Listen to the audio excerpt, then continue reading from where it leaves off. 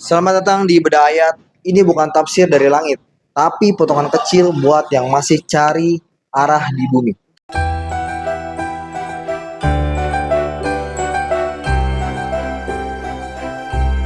Bismillah, kata pembuka yang mengubah segalanya.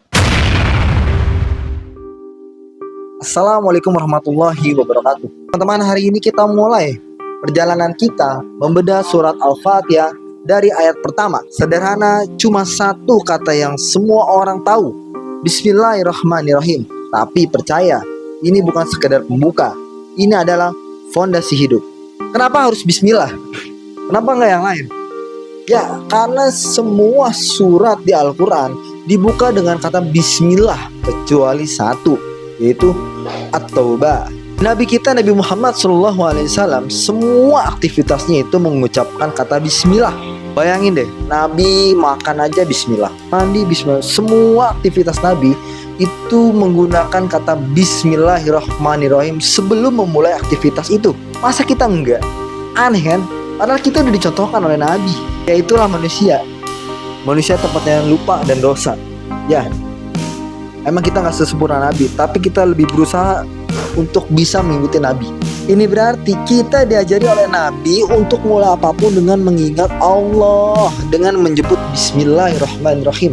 Jadi saat kita bilang bismillah, kita sedang bilang, saya mulai ini dengan mohon pertolongan, perlindungan, dan keberkahan dari Allah yang kasihnya tak ada terbatas. Bismillah bukan sekedar ucapan.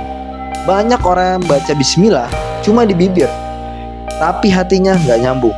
Tapi nggak apa-apa, walaupun cuma di bibir itu udah bagus banget. Tapi kalau kita benar-benar niatkan bismillah, bisa jadi tameng untuk kita di hal-hal yang buruk. Contoh, kalau kita jalan malam, pulang malam naik motor atau jalan di tempat yang sepi, kita cukup baca bismillahirrahmanirrahim. Itu akan menguatkan jiwa kita dari segala macam bahaya apapun di depan mata kita. Kita tuh akan terlihat enjoy, santai, dan tenang. Itulah kehebatan bismillah. Dulu Nabi pernah bilang, kalau kita masuk rumah sambil baca bismillah, setan gak ikut masuk. Itu artinya ini bukan cuma ibadah, tapi perlindungan spiritual. Mulai sekarang, mari kita biasakan diri membaca bismillah. Ketika kita melakukan aktivitas, walaupun hal sepele seperti pakai topi dan lain-lain, atau pakai sendal, atau pakai celana dan lain-lain lah, ucapkanlah bismillah.